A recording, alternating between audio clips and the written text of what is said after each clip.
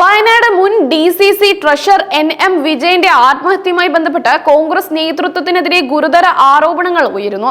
പാർട്ടിയിലെ നിയമനക്കോഴ ആരോപണങ്ങളിൽ കുരുങ്ങിയാണ് വിജയൻ ജീവൻ ഒടുക്കിയത്. എന്നാൽ അതിനുശേഷവും അദ്ദേഹത്തിന്റെ കുടുംബത്തോടുള്ള കോൺഗ്രസിന്റെ ക്രൂരത തുടരുകയാണെന്നാണ് ആക്ഷേപം.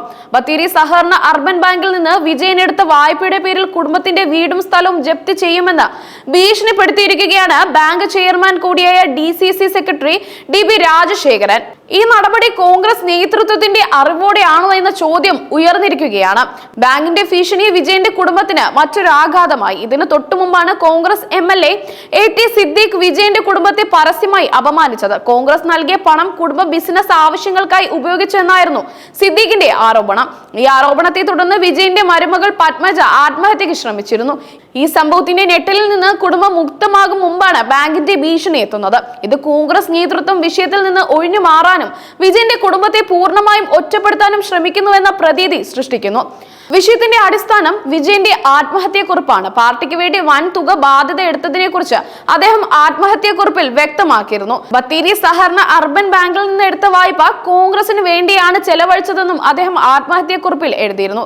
പലിശ അടക്കം 69 ലക്ഷം രൂപയാണ് നിലവിൽ ഈ വായ്പ തിരിച്ചടയ്ക്കാനുള്ളത്. ഈ തുക മുഴുവൻ പാർട്ടിക്ക് വേണ്ടി മാത്രമാണ് ചെലവഴിച്ചതെന്നാണ് വിജയന്റെ മരുമകൾ പത്മജയും പറയുന്നത്. കോൺഗ്രസിന്റെ സൈബർ സംഘങ്ങൾ തങ്ങളെ വേട്ടയാടുകയാണെന്നും സൈബർ ആക്രമണം രൂക്ഷമായതോടെ പോലീസിൽ പരാതി നൽകിയെന്നും അവർ അറിയിച്ചു.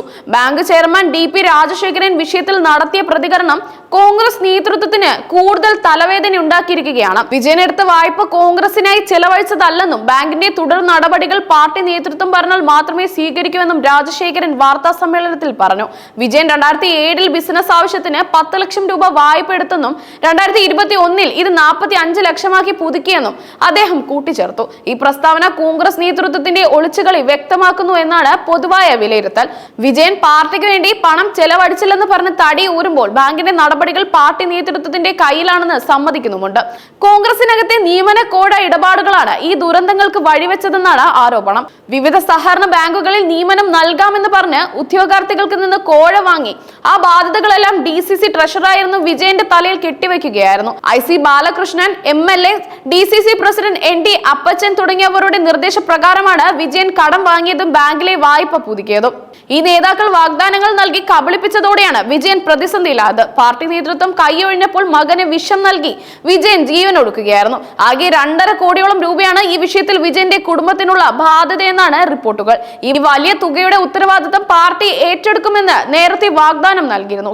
KPCC ഈ ബാധ്യത ഏറ്റെടുക്കുമെന്ന് പ്രഖ്യാപിച്ചെങ്കിലും ഇതുവരെ യാതൊരു നടപടിയും ഉണ്ടായില്ലെന്നാണ് കുടുംബം ആരോപിക്കുന്നത്.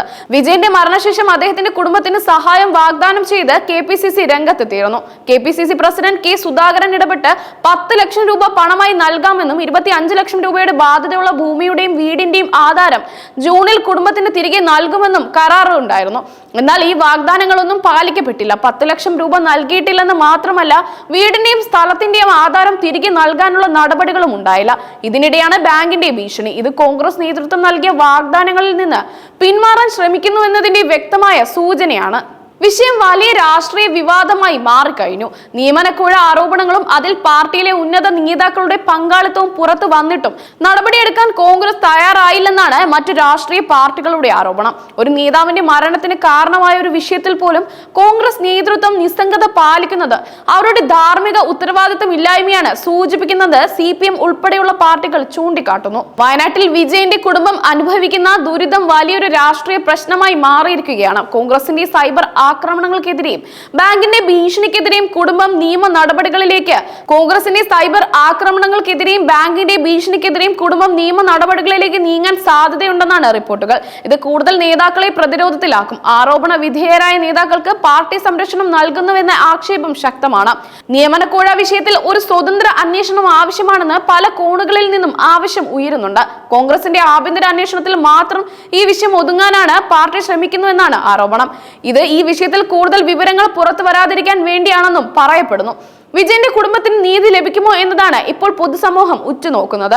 ഒരു രാഷ്ട്രീയ പാർട്ടിക്ക് വേണ്ടി സ്വന്തം ജീവിതം സമർപ്പിച്ച ഒരാളുടെ കുടുംബം വേട്ടയാടപ്പെടുന്നത് ജനാധിപത്യ സമൂഹത്തിന് അപമാനമാണ്.